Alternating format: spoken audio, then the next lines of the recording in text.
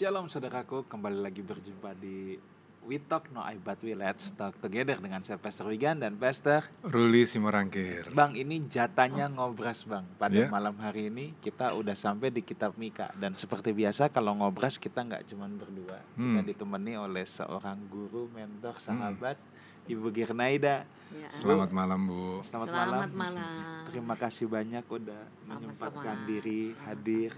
Ya, oke saudara, sebelum kita membahas kitab Mika, ya saya ingin menyapa dulu setiap saudara yang menyaksikan acara ini baik secara langsung lewat YouTube channel Life House Community maupun secara tunda lewat MNC Live Channel. Saya ucapkan selamat bergabung, buka hati saudara. Pasti kita bisa banyak belajar dari perbincangan ini. Saya pun selalu diberkati sekali ya lewat berbagai narasumber yang hadir, dan khususnya pada malam hari ini kita mau membahas kitab Mika ya. Seringkali kitab perjanjian lama itu orang banyak yang bingung bacanya ya, karena nggak tahu konteks, nggak tahu latar belakang. Tiba-tiba ini ada nabi siapa nih, ada yang marah-marah, ada yang ngomongnya baik-baik gitu kan ya. Jadi orang tuh suka bingung gitu loh, ini marahin siapa apa gitu ya. Nah jadi ya lewat kesempatan ini saya berharap supaya setelah Bapak Ibu Saudara mendengarkan kitab Mika ini, nanti kalau ambil waktu baca lagi kitab Mika akan lebih mudah untuk memahaminya. Nah, dan kalau saudara punya pertanyaan seputar kitab Mika ini, saudara juga bisa WhatsApp ke nomor yang ada di layar kaca saudara ya. Jadi kita lagi bicara kitab Mika, jadi jangan nanya dulu kitab Kejadian, kitab Wahyu gitu ya. Kita lagi fokus di kitab Mika. Oke, baik Bu, mungkin bisa kasih pengantarnya dulu nih Bu tentang kitab Mika Bu. Jadi kitab Mika ini juga adalah kelompok nabi kecil ya. Jadi sekali lagi nabi kecil bukan karena pengaruhnya kecil atau dampaknya kecil, bukan ya. Tetapi kecil karena tulisannya, kitabnya kecil, ini hanya 7 pasal saja. Jadi Mika ini seorang nabi dari Moreshet. Jadi Moreshet itu adalah kota kecil di wilayah Yehuda. Jadi nabi ini sebetulnya melayani di periode yang sama dengan Nabi Yesaya, Hosea, Amos. Jadi dia ada pada abad ke-8 sebelum Masehi. Maka biasanya nubuatnya kalau satu periode gitu ada yang sama ya.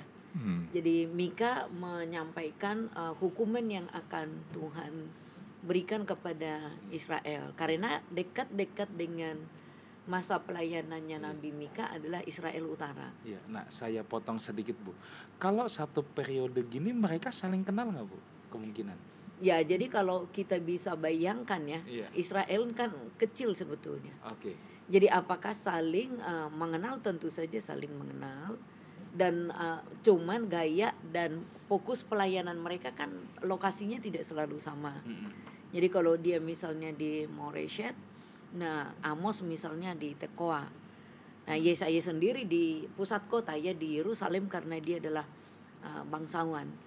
Nah jadi tempat mereka pasti akan tahu, dan biasanya kalau dia nabi benar, nubuatnya itu saling melengkapi. Dengan gaya masing-masing tentu saja ya. Karena mengalami situasi yang hampir ya sama. Jadi ketika misalnya ada ancaman dari utara, khususnya waktu itu dari Asyur, maka Nabi Yesaya juga menceritakan hal yang sama.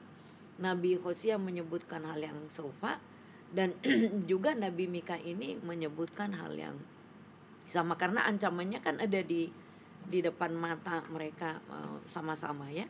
Jadi menyampaikan pesannya itu mirip-mirip pasti, atau saling meneguhkan satu dengan yang lain. Kalau Hosea lebih awal, maka apa yang dialami oleh Hosea kala itu, misalnya kritik terhadap kondisi sosial, itu dipertegas lagi oleh Amos. Tapi juga Yesaya juga kritik hal yang sama. Kalau kritiknya misalnya mengenai penyembahan berhala di Israel, pasti semua nabi yang satu periode itu akan kritik yang sama. Jadi dia melayani kan di Raja Yotam, Ahaz, Hizkia. Jadi ini cukup banyak. Nah itu sama juga dengan Hosea juga mengalami pelayanan yang sama. Jadi ada beberapa raja periode raja yang mereka hadir bersama-sama. Jadi kadang-kadang ada lokasinya di utara, ada yang di selatan. Amos kan ke utara, gitu ya. Jadi kalau si Nabi Mika ini dua-duanya dia jangkau pelayanannya, baik di utara maupun ke selatan. Dia menyampaikan berita ke utara supaya Israel utara ini bertobat begitu. Nah ke selatan juga demikian, karena dia kan di Yehuda, jadi dia di wilayah selatan. Jadi konteksnya memang adalah selalu. Jadi kalau kita lihat di semua nabi, kenapa Tuhan menghukum? Nah ini pasti ada dua kejahatan penting. Satu kejahatan sosial, kejahatan sosiologis. Ini kejahatan kepada kemanusiaan, eksploitasi, ketidakadilan, memperlakukan manusia tidak baik, korupsi. Nah, tapi satu lagi kejahatan adalah kejahatan teologis. Kejahatan teologis adalah kejahatan yang kaitannya dengan Tuhan. Penyembahan berhala misalnya ya, ritual-ritual yang tidak baik, upacara-upacara yang menyontoh agama-agama di seputar Israel. Nah, jadi biasanya dua kejahatan itu pasti akan kena dengan hukuman. Maka tugasnya Nabi adalah menyampaikan peringatan supaya umat Israel baik utara maupun selatan mereka sama-sama berubah ya. Jadi tujuannya itu adalah pertobatan. Nah, jadi Nabi Mika pun menyampaikan hal yang serupa dengan nabi-nabi lain di abad ke-8 sebelum Masehi, gitu ya. Nah, memang ada yang menariknya nih di Nabi Mika, karena kadang-kadang gini, Nabi selalu melihat jangkauan di masa depan. Makanya dikatakan nubuat. Jadi nubuat ada yang orientasinya jangka pendek, tapi ada yang jauh. Jadi yang jauh ini salah satu yang populer di Nabi Mika ini adalah tempat kelahirannya Mesias. Iya, yang Bethlehem. ada di Mika pasal 5 ya. Nah ini kok dia bisa tiba-tiba ya. Ini entah yang memang salah satu saya mau tanyakan juga. Ini lagi ngomong-ngomong gini, tapi tiba-tiba dia bicara tentang Mesias ini. Jadi di dalam tradisi Israel, pengharapan Mesias itu kan muncul dari semenjak apa? Jadi kalau kita teliti pengharapan Mesias dari semenjak perjanjian Abraham. Jadi keturunanmu menjadi banyak dan menjadi berkat bagi bangsa-bangsa. Jadi Mesias itu leadershipnya universal. Jadi bukan hanya untuk Israel. Tapi kalau kita lihat ya di dalam kerajaan-kerajaan baik di utara dengan selatan, tadinya kan diharapkan seperti Daud. Tapi Daud ternyata bukan Mesias, tapi dari keturunannya akan lahir Mesias. Karena tidak ada kriteria Mesias yang betul-betul seperti yang mereka harapkan terjadi di dalam sejarah Israel. Bahkan Kores, padahal itu kan raja asing ya, itu dipandang sebagai Mesias yang sempat memberikan Mesias. Karena ada ciri-ciri tertentu. Ternyata bukan dia misalnya. Nah, makanya nabi-nabi ini di tengah-tengah adanya hukuman, adanya kritik daripada Tuhan, selalu mengumandangkan bahwa kelak akan datang pemimpin yang akan membebaskan, yang akan menyelamatkan, yang akan membawa keadilan, kebenaran. Hampir semua nabi selalu akan menyampaikan konsep mesianik, pengharapan yang disebut dengan pengharapan mesianik. Itu hal yang sangat umum di dalam tradisi kenabian. Jadi adanya jalan keselamatan yang Tuhan sediakan di masa depan. Yang itu intinya. Iya. Nah, tadi kalau Ibu katakan nabi itu biasanya selalu bertalian dengan prediktif masa depan. Tapi nabi itu juga sangat erat taliannya dengan korektif ya, Bu ya. Oh iya, makanya kalau kita lihat nabi sebetulnya lebih daripada 70% nubuatnya itu pada konteks kekinian di zamannya Nabi. Jadi kalau ini abad ke-8 sebelum Masehi, maka mayoritas nubuatnya Nabi Mika itu adalah pada konteks itu. Untuk apa? Nah, justru korektifnya kan di sini. Jadi perubahan yang diharapkan itu adalah pada komunitas yang ada di masa itu. Jadi jangkauan masa depan yang sangat jauh itu tidak lebih daripada 15%. Artinya Nabi bernubuat pada konteksnya. Jadi entah itu menyampaikan kritik, menyampaikan berita penghukuman, seruan untuk pertobatan, supaya terjadi rekonsiliasi paling banyak pada konteksnya. Makanya kalau kita lihat misalnya Nabi abad 9 sebelum Masehi, abad 8, abad 7, abad 6, sampai memang yang terakhir itu kan pasca pembuangan ya. Jadi Nabi berbicara kepada konteks di mana Nabi itu ada. Namun pengharapan mesianik ini selalu dikumandangkan di masa depan. Kenapa? Karena sebelum-sebelumnya belum ada yang menggenapi pengharapan mesianik yang seperti model yang diharapkan oleh umat Israel. Ya. Gitu. Bu, boleh nggak saya tanyanya yang dasar dulu? Ya. Ada beberapa hal yang tadi Ibu kan jelasin. Satu mengenai adanya pembagian utara, Israel utara dan selatan. Bolehkah Ibu jelasin itu utara dan selatan itu siapa? Kenapa terjadi utara dan selatan? Dan kemudian kejahatan apa yang dilakukan di utara dan di selatan untuk kasih gambaran nih. Ya. Sehingga kan dikirim Nabi Mika kan untuk kasih peringatan. Kejahatan apa Bu yang dibuat di utara dan selatan? Ya, jadi siapa mereka? Jadi kalau kita lihat di nabi-nabi di Israel ini ya, kita mesti mengingat kerajaan Israel. Jadi kalau kita baca di dalam kitab Samuel, maka raja yang pertama itu adalah Raja Saul ya. Jadi Saul ini dari suku Benyamin, dipilih oleh Tuhan secara spesifik, ada kasus-kasus tertentu. Jadi raja yang pertama ini adalah Raja Saul. Nah, ada nggak hukum raja? Ada. Jadi orang Israel memiliki yang disebut dengan hukum raja. Jadi raja itu harus takut Tuhan, dia harus standar hidupnya sesuai dengan Taurat, tidak boleh membawa Israel balik ke penjajahan seperti model Mesir, nggak boleh terlalu kaya, nggak boleh numpuk ya emas perak bagi dirinya ya. Nah kemudian tidak boleh punya istri banyak. Jangan mengumpulkan kuda terlalu banyak. Jadi kuda. Perang, kekuatan betul. Perang terlalu hebat ya. Karena mereka bangsa yang boleh disebutkan bangsa teokratis. Ya. Jadi yang menjadi raja utamanya itu adalah Allah. Ya. Tetapi sayang sekali di dalam pelayanannya Saul di awal bagus sekali ya. Bangsa-bangsa takut kepada Israel, Filistin dan dia boleh berjaya begitu. Tapi di masa-masa jaya daripada kepemimpinannya, dia mulai berubah setia. Misalnya umat yang yang harus dibinasakan, misalnya ketika terjadi peperangan dengan bangsa-bangsa lain harus dibinasakan, dia tidak binasakan. Kambing domba menurut hukum perang harus dihabiskan, tetapi dia ambil misalnya. Dan ada bagian-bagian yang dia melanggar, misalnya pengaturan di dalam bait suci. Nah itu kan wilayahnya imam. Nah karena itulah Saul itu ditolak oleh Tuhan, tetapi dengan banyak kasus lah ya. Nah jadi ketidaksetianya kepada perjanjian raja. Tuhan memanggil Daud.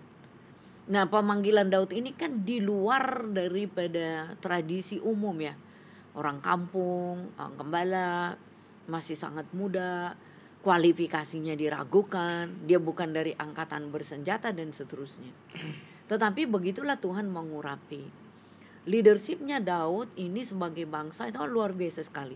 Ya. Jadi dia katakan the golden gate daripada kerajaan Israel itu ada pada masa Daud.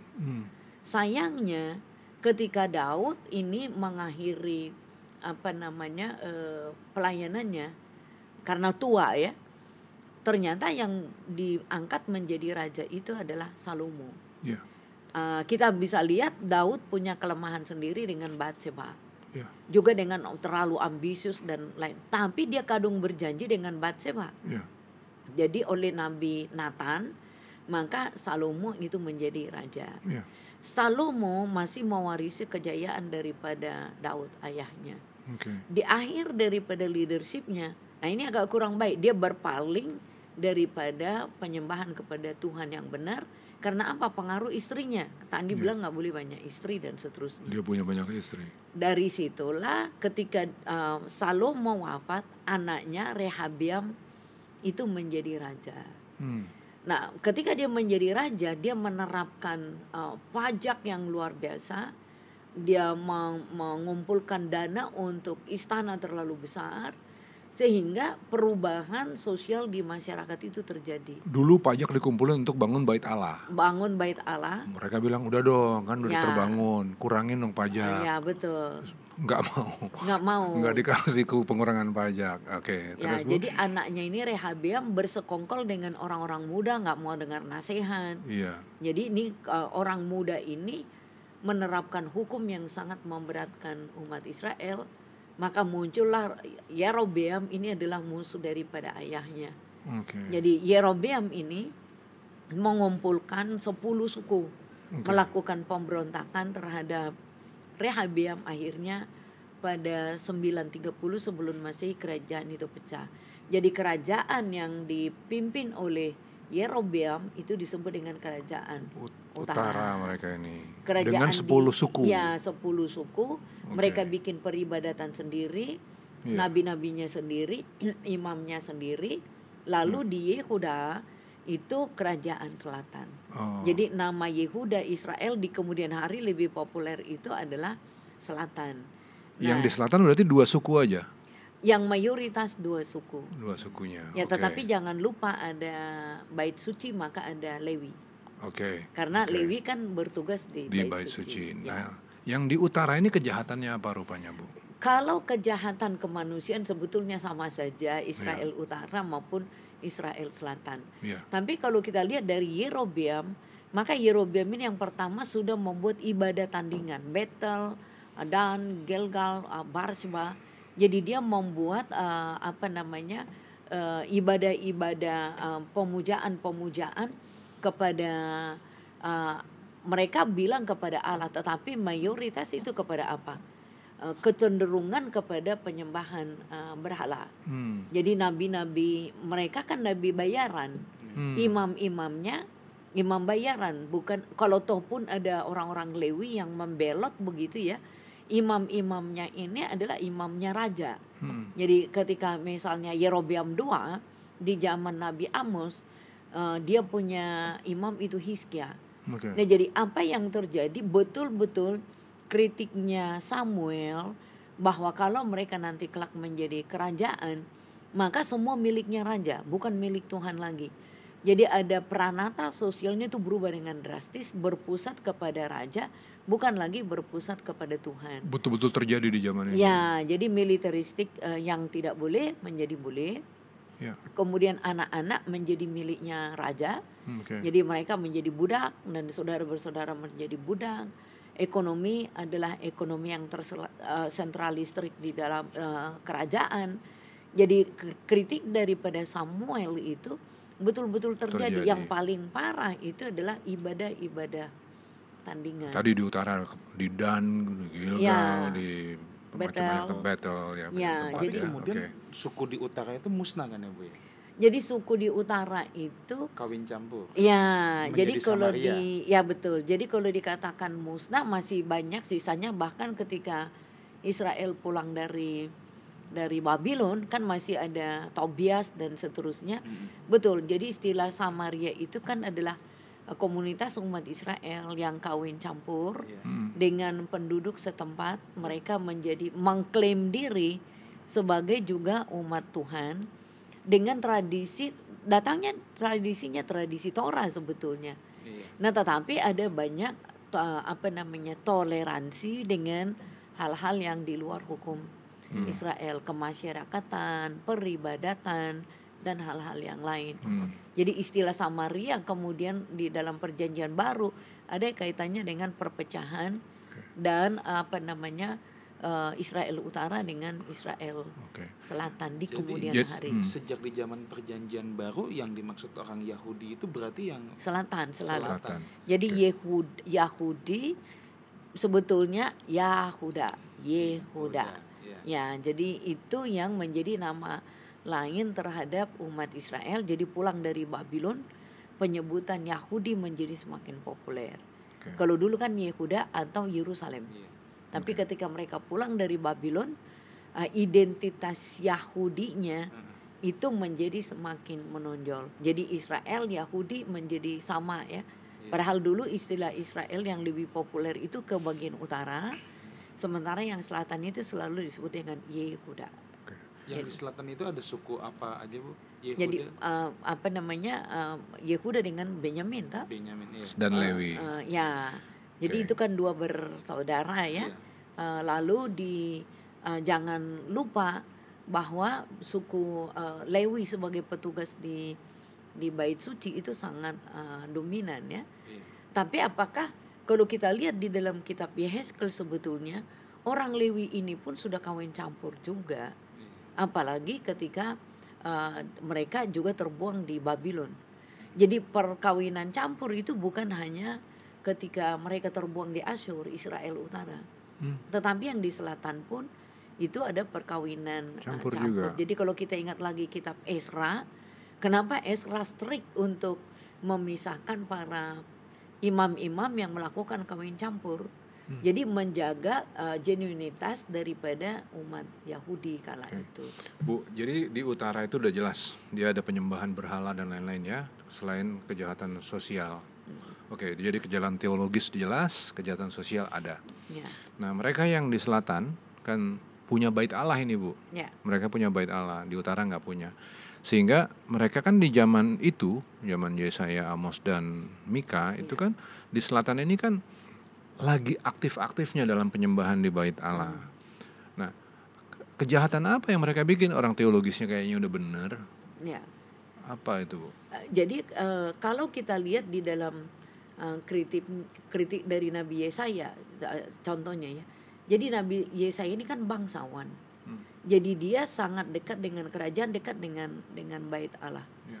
Tetapi kalau kita lihat di dalam Yesaya pasal 1, ternyata apa yang terjadi sama dengan utara. Misalnya hari raya mereka, hari raya yang sudah tercampur, yang tidak murni.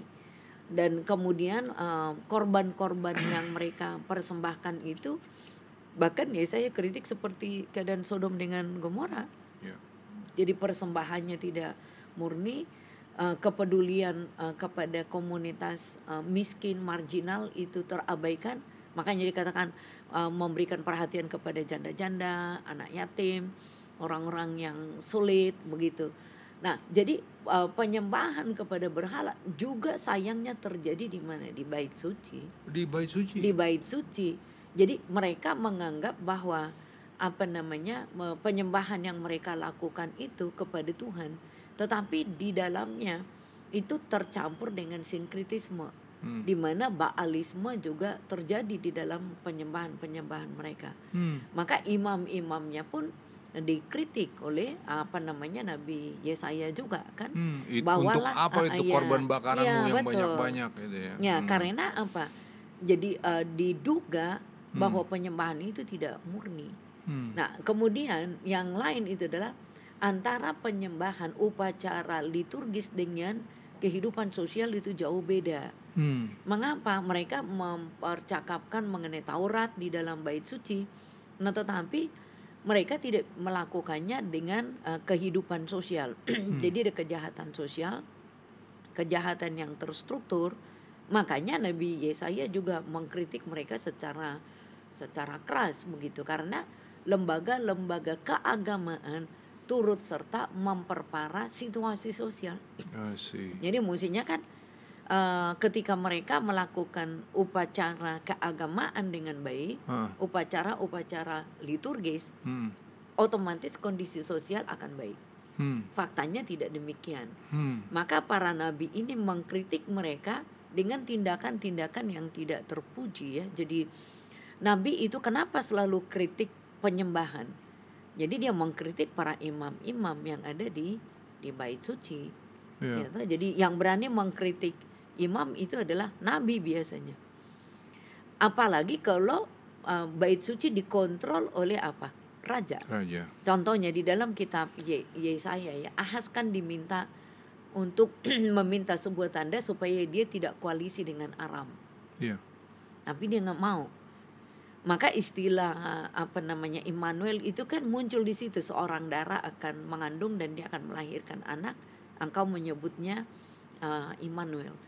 Itu kan kritiknya Yesaya kepada Ahaz sebagai seorang raja yang tidak mau mengambil keputusan yang berpihak kepada kebenaran karena koalisinya dengan bangsa lain terlalu kuat. Jadi raja-raja ketika koalisi dengan bangsa-bangsa misalnya Aram dan bangsa-bangsa yang lain, sekaligus juga keyakinan, budaya itu kan menjadi terjadi asimilasi. Sehingga kemurnian daripada ibadah mereka itu seringkali terdistorsi. Jadi kemiripan dengan bangsa lain itu yang selalu diwanti-wanti oleh para nabi. Saya tertarik sama apa yang tadi Ibu sempat sebut ya, bahwa ibadah di rumah Tuhan kemudian harus diwujudkan dalam kehidupan sehari-hari. Ya, kehidupan sosial. Dalam kritik yang ditulis oleh Mika, juga nanti kita dengar suaranya di dalam tulisannya Yesaya. Ya. Ternyata orang-orang bangsa pilihan ini, ternyata mereka nggak ngelaksanain itu. Ya. Mereka harusnya jadi juru adil, tapi kemudian mereka menindas kepada orang lemah. Hakim-hakim bisa dibeli katanya, pembesar-pembesar bikin kacau dan selanjutnya, gitu ya Bu. Nah, kalau ditarik ke hari ini, ini kan juga suatu refleksi yang harus kita ikuti ya Bu, bahwa kehidupan keagamaan kita di rumah Tuhan, di gereja, harus dilaksanain dalam hidup sehari-hari. Ya, jadi ada sebuah statement dari Yesus yang betul-betul menjadi kritik sosial yang paling mengemuka menurut saya ya. Ketika Yesus mengatakan, ketika aku di penjara engkau besuk saya, ketika aku kelaparan engkau memberikan makanan, dalam keadaan telanjang memberikan pakaian, kehausan aku. Itu kan paling marginal, itu adalah manusia yang dikatakan sebagai makhluk hidup, dia dengan makanan, dengan minuman, pakaian. Ya kan, itu kebutuhan yang sangat melekat kepada individu. Yesus mengatakan ketika melakukan kepada orang itu, maka engkau melakukannya untuk aku. Ini kan kritik sosial yang sangat luar biasa. Contoh yang lain, ketika Yesus memberikan gambaran mengenai persembahan seorang janda yang hanya punya dua keping. Itu kan kritik mengenai bait suci ya. Jadi kadang-kadang orang melihat angka-angka dengan materi, bukan dengan ketulusan hati. Maka Tuhan mengatakan bahwa janda ini memberi lebih besar, lebih banyak. Karena dia kasih apa yang dia punya. Iya. Jadi mestinya ketika di situ kan dengan kehidupannya, nah itu kan harus seimbang ya, harus sejajar. Maka kritik yang lain sebetulnya ini di dalam perjanjian baru, biji selasi engkau bisa hitung-hitung. Ya tahu ini, tapi perbuatan baik dilupakan. Nah, jadi apa yang dilakukan terhadap orang kecil, perbuatan baik mestinya sama dengan respon ketika melakukan upacara liturgis, ya, peribadatan, penyembahan. Nah, jadi di dalam nabi-nabi juga kan seperti itu juga.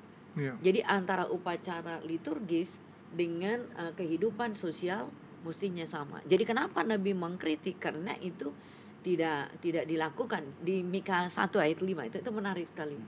Semuanya ini terjadi karena pelanggaran Yakub. Jadi Yakub itu kan leluhurnya Israel. Karena dosa kaum Israel. Jadi Yakub kaum Israel sama ya. Nah, pelanggaran Yakub itu apa? Nah, kritiknya, bukankah itu Samaria? Jadi Samaria itu kan utara yang melakukan banyak asimilasi, perkawinan campur. Dosa kaum Yehuda itu apa? Bukankah itu Yerusalem? Ini kritik loh. Jadi ketika dikatakan kalau Israel itu adalah Samaria, ini kan berarti 10 suku nih yang melakukan kejahatan yang adalah keturunannya Yakub juga. Tetapi ketika dikatakan Yerusalem pusat peribadatan, bait suci, jadi dikatakan dihukum juga kan. Jadi dua-duanya ini dihukum. Nah, kenapa? Nah, jadi kalau di ayat-ayat berikutnya ini kan adanya penyembahan berhala yang digambarkan dengan ungkapan-ungkapan sundal. Sundalnya kan perjinahan ya. Tapi ini adalah ungkapan juga untuk perjinahan rohani. Jadi ketika mereka berubah setia kepada ilah-ilah, kepada berhala-berhala, baik Israel Utara maupun Israel Selatan, itu semua dikritik oleh Nabi Mika. Nah, jadi memang menarik karena Mika ini kan lebih kepada wilayah agak pinggir ya. Ini berbeda dengan Yesaya yang di pusat daripada peribadatan. Nah, Mika kelihatannya lebih dekat dengan dunia agraris ya. Pertanian, dia dari pinggir. Nah, tetapi dia dari pinggir pun berhasil untuk memotret apa yang terjadi di paling tidak di Samaria maupun di Yerusalem. Jadi dia lebih objektif untuk melihat kondisi sosial di satu sisi, tetapi di sisi yang lain juga kondisi keagamaan. Dengan penyebutan Yerusalem itu adalah sentralitas daripada peribadatan. Jadi dia menyeimbangkan antara kehidupan sosial dengan kehidupan keagamaan. Nah, ini sangat baik. Bu, kenapa sih pelanggaran Yakub itu disebut sebagai? Jadi pelanggaran Yakub itu apa? Pertanyaan kan, Mika nulisnya di situ. Ya. Semuanya ini terjadi karena pelanggaran Yakub. Pelanggaran Yakub itu apa? Ya. Kemudian jawabannya, bukankah itu Samaria? Maksudnya gimana sih Bu antara Yakub kok Samaria? Oke, jadi nah makanya kalau kita lihat keadilan Tuhan kan, jadi sebenarnya apakah Tuhan harus membedakan Israel Utara, Selatan, Israel dengan bangsa-bangsa? Sama sekali tidak. Jadi ketika dikatakan dosa, semua bentuk ketidakadilan sosial itu menjadi dosa, menjadi kejahatan. Perampasan hak-hak individu, perampasan dari hak-hak milik, properti, pemberlakuan ketidakadilan di dalam hukum, karena hakim yang notabene adalah banyakkan imam-imam, itu kan adalah hakim itu membela orang-orang yang sogok, suap, itu kan sudah terjadi juga di dalam umat Allah. Yang kritik itu paling kencang itu seperti Amos. Hakimnya dikritik, imamnya dikritik, rajanya dikritik, itu di utara ya, kebetulannya di Betel. Nah, apa yang juga mereka lakukan selain tadi hal-hal yang berkaitan dengan kehidupan sosial, ibadahnya. Jadi ibadah ini kepada Baal atau kepada Yahweh itu tipis sekali. Persembahan korban, ya korban ini menurut Taurat mereka lakukan betul. Jadi kadang-kadang kalau Amos mengatakan siang dan malam tempat peribadatan itu rame, nyanyian rame, pemberian korban persembahan rame. Nah, tetapi mereka lakukan itu tercampur dengan ibadah kesuburan, kemakmuran yang biasanya dilakukan di dalam tradisi Baalisme ya. Jadi penyembahan kesuburan, kemakmuran. Jadi agama-agama paganisme masuk di dalam peribadatan yang benar di Israel. Jadi korban ritualnya ini orang Israel kita diberkati oleh Tuhan, berikan lembu yang tambun, lembu yang gemuk, tapi itu hanya tradisi liturgis. Jadi nilai teologisnya itu tidak dilakukan. Jadi kejahatan ini, kejahatan sosial iya, kejahatan keagamaan iya, kejahatan teologisnya iya. Jadi selalu akan dua. Tuhan menghukum kalau dua kejahatan itu klimaks. Jadi apabila Allah itu adalah Allah yang adil, Allah yang memberkati, Allah sumber berkat, maka umat Tuhan harus menjadi umat yang adil. Ya, betul. Umat yang memberkati, bukan yang mengambil hak orang lain. Ya. Kan itu ya message-nya hari ini yang bisa kita pakai lewat pesan-pesan Mika ya. Oke. Iya benar. Bu, nah kalau saya boleh tanya, apa sih Bu tema teologis jadi yang khas dari kitab Mika ini? Oke, jadi kalau kita lihat di dalam kitab Mika ini kan teologi yang pertama itu adalah keadilan Allah. Dari keadilan Allah lah kita membangun keadilan sosial. Jadi social justice harus berdasar pada keadilan daripada Allah. Rata-rata nabi-nabi abad ke-8 sebelum Masehi dia selalu menyatakan keadilan Tuhan. Keadilan Tuhan itu dinyatakan ketika, jadi keadilan itu yang diperlukan apa sih yang terjadi di dalam komunitas sosial. Jadi ketika dia memberlakukan keadilan itu menjadi refleksi daripada keadilan Allah.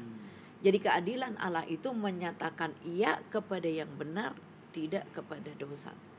Jadi keadilan adalah apa yang bermanfaat bagi manusia itu harus selaras dengan konsep memuliakan Tuhan. Jadi keadilan itu kan yang paling gampang merasakan kan adalah manusia. Ya toh? Keadilan hukum, keadilan keagamaan, bukan soal keadilan gender dan seterusnya. Jadi ketika dia memperlakukan keadilan, jadi di dalam istilah Alkitab ya, selalu ada dikatakan dengan mispat. Jadi mispat itu adalah ketika satu dengan yang lain hidup di dalam harmoni sesuai dengan kebenaran yang ditetapkan oleh Tuhan. Jadi kebenaran kan dari Tuhan, tapi keadilan itu adalah gimana menerapkan kebenaran dari Tuhan dalam kehidupan sosial. Bu, keadilan tadi Ibu bilang adalah keadilan sosial. Ya. Keadilan adalah keadilan dalam kehidupan keagamaan. Ya, dengan kata bahasa hari ini menjadi berkat lah untuk orang lain. Itu kan keadilan ya Bu. Nah, tapi Ibu tadi sempat nyebut nih, keadilan itu bukan bicara tentang keadilan gender. Ya. Nah, kenapa Bu tiba-tiba ada bukan keadilan gender? Apa ya Bu maksudnya Bu? Jadi kita mesti harus dibedakan isu sosial dengan isu keadilan daripada Allah. Jadi itu isu sosial itu kan bagian kecil daripada keadilan Allah. Yeah. Jadi gender itu salah satu bagian yang kadang-kadang juga digunakan menjadi isu untuk menolak kebenaran daripada Tuhan. Nah, karena gini, kita harus melihat dunia Timur Tengah itu kan dunia yang sangat patriarki. Yeah. Ketika dia dunia yang patriarki, yang lebih dominan itu adalah kultur budaya. Yeah. Ketika otoritas budaya melampaui kebenaran tadi yang dari Tuhan, maka social justice-nya pasti akan bermasalah. Termasuk di dalamnya salah satu di dalam dunia patriarki kan adalah isu gender ya. Nah, ketika isu gender lebih dominan daripada kebenaran yang Tuhan tetapkan, pasti di dalamnya kita akan sulit untuk mengatakan keadilan. Sebab kalau keadilan hanya kita berhenti hanya kepada hak asasi manusia, bagaimana dengan haknya alam? Yeah. Bagaimana haknya makhluk-makhluk lain? Bagaimana haknya ekologi? Kita seringkali hanya satu potong itu. Kita tidak membahas isu-isu yang lain. Jadi kalau gender itu misalnya begini, kalau tadi Ibu nyebut tentang patriarkal ya. Nah, ketika orang sekedar berbeda pendapat, berantem tentang isu-isu gender, kenapa laki-laki harus memimpin? Nah, kalau itu yang jadi masalah atau fokus perhatiannya hanya sekedar ke situ, maka kemudian akan timbul nih masalah-masalah sosial yang lain. Kenapa tidak yang wanita yang memimpin? Seperti di Indonesia ada wilayah-wilayah yang matriarkal kan ya.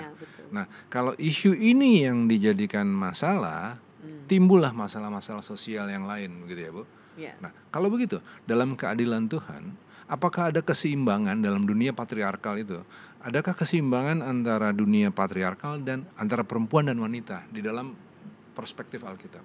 Justru kalau kita melihat apa yang dikatakan oleh kitab suci, budaya ini kan ditonjolkan oleh Israel. Tapi justru bukankah budaya ini yang seringkali dikritik oleh Tuhan? Contohnya, ketika di dalam budaya mereka anak yang sulung itu adalah bagian yang utama yang dapat prioritas, dia punya sebagian besar menjadi warisan. Tapi kalau coba kita lihat Abraham anaknya siapa? Kalau kita fair ya, secara daging anak pertamanya siapa? Ismail. Coba, tapi yang mendapat ahli waris perjanjian siapa?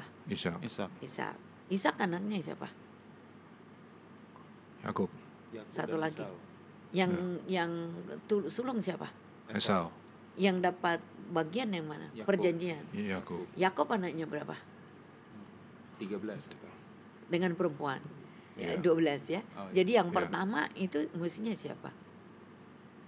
Ruben. Tapi yang dapat. Nah, coba, bukankah Tuhan sedang mengkritik dunia patriarki? Bukan karena saya perempuan ya. Jadi kadang-kadang gini, hukum-hukum patriarki kadang-kadang dipakai alat untuk membuat dominasi-dominasi tertentu sehingga ketidakadilan menjadi terbentuk. Tapi sekarang coba kita lihat, Tuhan sengaja mengubah itu. Dengan itu di dalam narasi leluhur Israel. Ya kan, artinya Tuhan tolerir nggak dengan adat istiadat? Ya. Tapi prioritasnya itu tadi keadilan dengan dan kebenaran Allah. Jangan bikin adat istiadat lebih utama dari prinsip-prinsip keadilan. Ya. Oke, maka Tuhan sekalipun harusnya yang lebih berhak itu adalah Ismail misalnya, ternyata yang diberikan ahli warisnya Ishak. Gitu ya. Itu kan perubahan tatanan ya. Iya, jadi itu betul, itu kan Alkitab menyaksikannya bukan karena kita misalnya pro ini pro itu. Kalau kita coba lihat misalnya yang lain, Hagar. Hagar itu dengan Ibu Sarah ya. Ini kan jadi dua prototipe dari perempuan di dalam kitab suci. Ya, tetapi kalau kita lihat juga Hagar kan di dalam perspektifnya Israel juga kan selalu negatif dan seterusnya. Tapi coba kalau kita lihat bangsa yang dilahirkan Hagar cukup besar. Itu di sisi yang lain. Tapi bagaimana dengan Rahab? Perempuan yang Ruth misalnya. Dia kan orang asing. Yang menurut tradisi daripada Israel, bangsa Yahudi kan mestinya enggak. Tapi mereka ini kan masuk semua di dalam silsilah daripada Yesus sendiri. Jadi apa yang kita katakan adil belum tentu harus selalu masalah gender atau masalah budaya. Atau berdasarkan kebiasaan, adat istiadat, tradisi. Nah, ini makanya kita mesti melihat apa yang Tuhan kehendaki di dalam keadilan. Karena supaya manusianya kan hidup dengan harmoni. Hidup di dalam kesejahteraan sebagai umat Allah. Jadi kalau kita lihat, apakah Tuhan membedakan umat misalnya laki-laki dengan perempuan? Tidak, apalagi setelah pasca Babylon. Tuhan mengatakan Edom adalah umatku, bangsa yang lain adalah umatku. Yang oleh orang Israel ini tidak bisa. Jadi kita mesti melihat keadilan Allah itu secara universal. Nah, disinilah letak dan panggilan Israel mestinya. Jadi Israel dipilih oleh Tuhan menjadi berkat bagi bangsa-bangsa. Nah, jadi apa yang kita katakan dengan keadilan, yang adil itu adalah ketika Israel mampu hadir sebagai agen daripada Tuhan menjadi berkat bagi bangsa lain sesuai dengan perjanjian Abraham. Bukannya sebaliknya merasa eksklusif dan menyingkirkan yang lain. Tidak makanya seringkali justru merasa ibadahnya paling benar, hukumnya paling benar.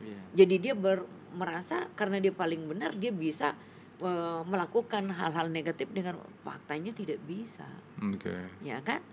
Nah, jadi kalau kita lihat di dalam nabi-nabi kan itu yang selalu diserukan. Kenapa sih kadang-kadang ikut nyempil misalnya, oh Mesir aku akan buat jadi umatku. Lah Mesir itu kan musuhnya. Identik dengan rumah perbudakan.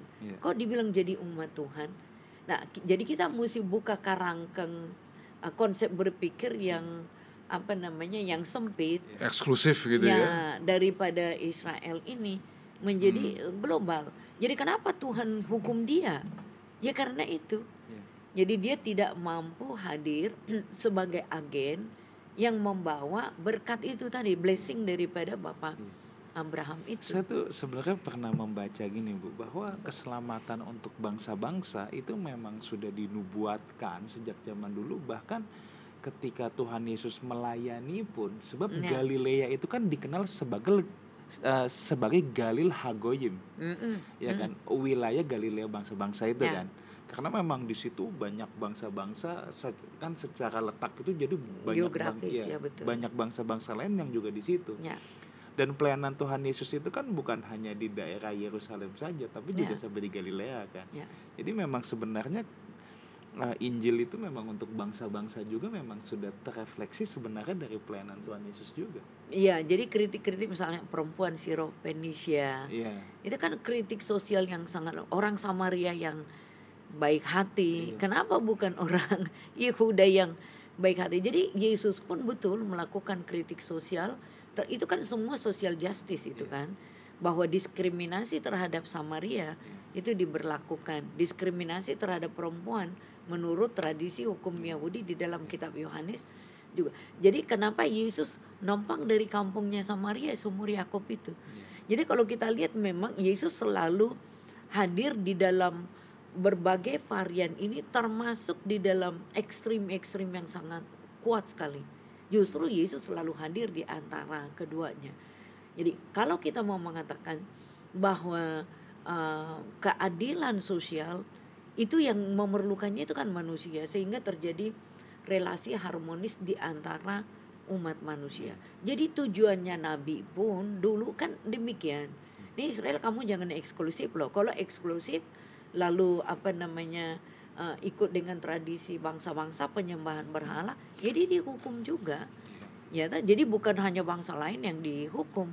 Maka keadilan Tuhan pun dinyatakan ketika Israel, baik itu utara maupun selatan Yehuda, dia dihukum. Gagal masalahnya. Nah, Bu, ini ada satu pertanyaan yang masuk dulu nih ya, Bu ya. Ada yang bertanya gini, Bu.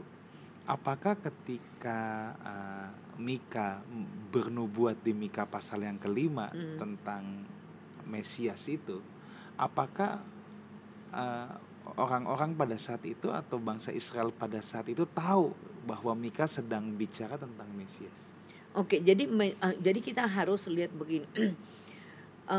Pengharapan Mesias itu semakin kuat terjadi karena apa? Kegagalan leadership sebetulnya.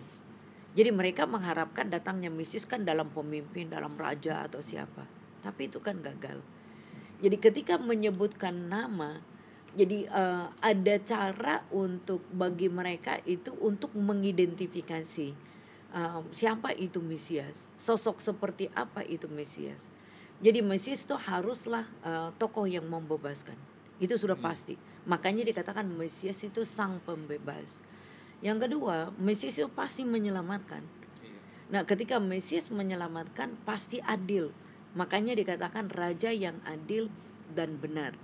Ketika dia raja adil dan benar, maka dia pasti shalom. Nah, jadi ini kriteria yang mereka harapkan dari semenjak dahulu kala. Nah, bagaimana dengan nama? Jadi gini, di dalam tradisi kenabian ada excellent spirit yang dimiliki Nabi sebagai karunia dari Tuhan.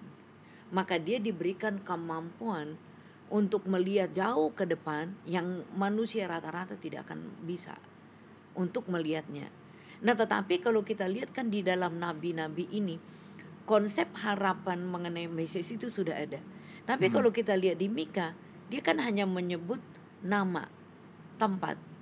Jadi kalau dikatakan Bethlehem misalnya, Efrata.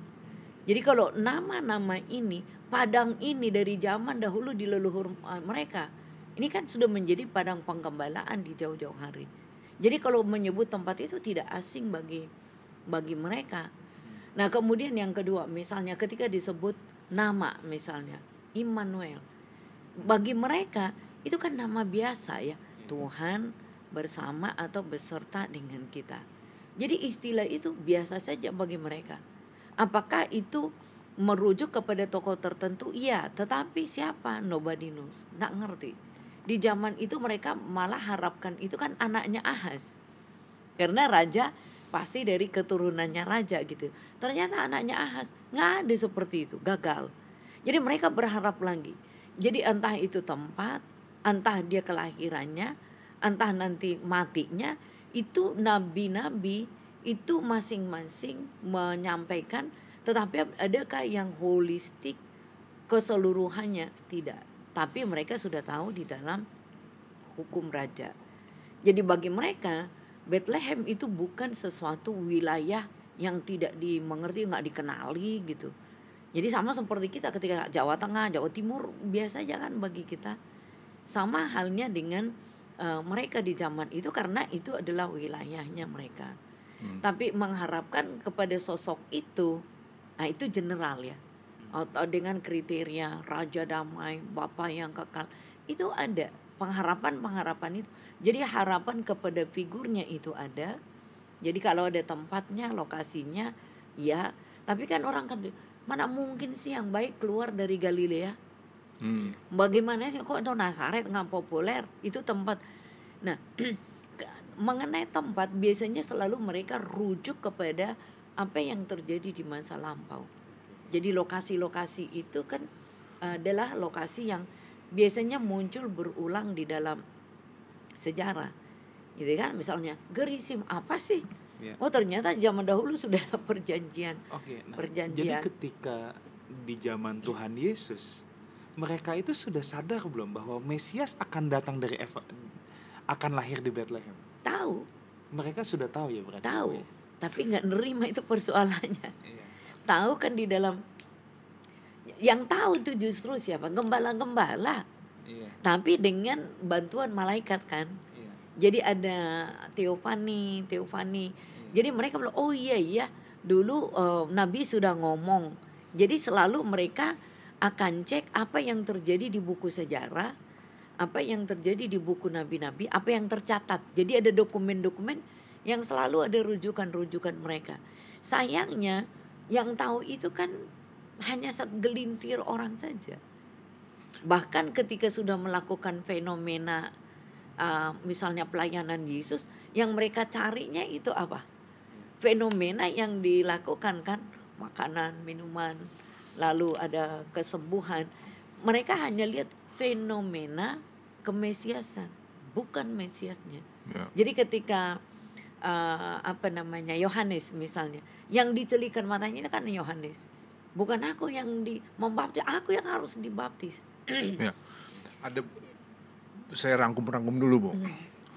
Apa yang Ibu jelasin tuh saya dapat beberapa poin. Pertama, Israel ini adalah bangsa pembelajar.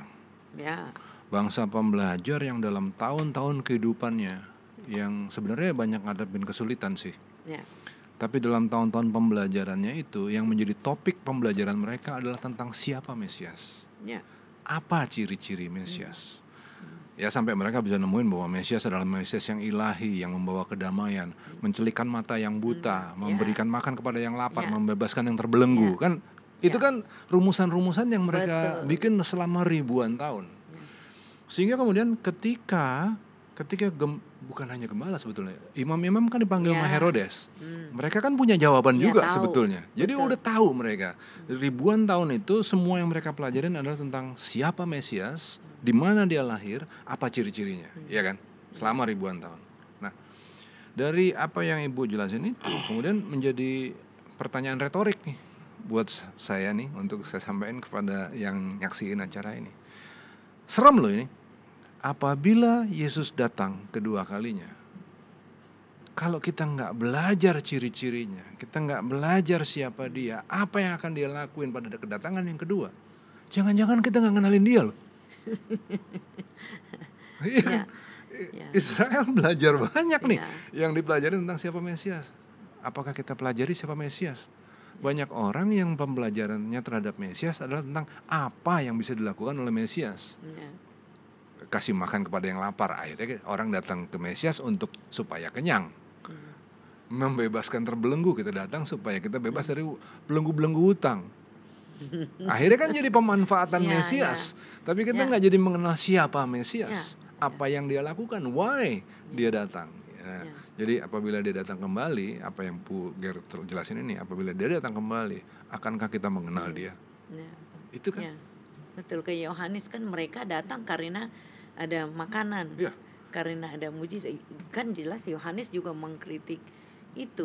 Tapi memang kalau di penyebutan nama Bethlehem itu 750 tahun yang lalu sudah disampaikan ketika Yesus lahir di Bethlehem. Jadi hampir 8 abad loh sudah disampaikan lokasinya. Ya, hebat sekali. Berikutnya Bu, ketika Yesus datang, ketika Mesias itu datang, tadi Ibu bilang bahwa Mesias itu diharap untuk membawa keadilan. Dan memang akhirnya Yesus membawa keadilan. Dia masuk ke wilayah-wilayah yang ekstrim, ke Samaria bahkan. Dia menjadi juru adil.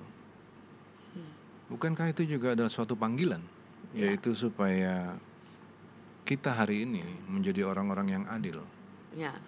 Nah, lucunya lagi, saya mau kasih ada istilah nih Bu ya. orang yang adil tadi Ibu bilang adalah hakim menciptakan. Ya, mestinya hakim menerapkan keadilan. Ya. Jadi Yesus adalah hakim. Berarti orang percaya harus menjadi hakim, mendatangkan keadilan bagi sesama. Itu tujuannya. Ya, jadi yang Israel kenapa rejecting terhadap Yesus masih kencang karena mereka tidak lihat secara universal. Jadi Mesias ini kan menjadi raja di atas segala raja, menaklukkan semua musuh-musuhnya Israel, membawa revolusi keadilan yang itu kan mereka tidak lihat.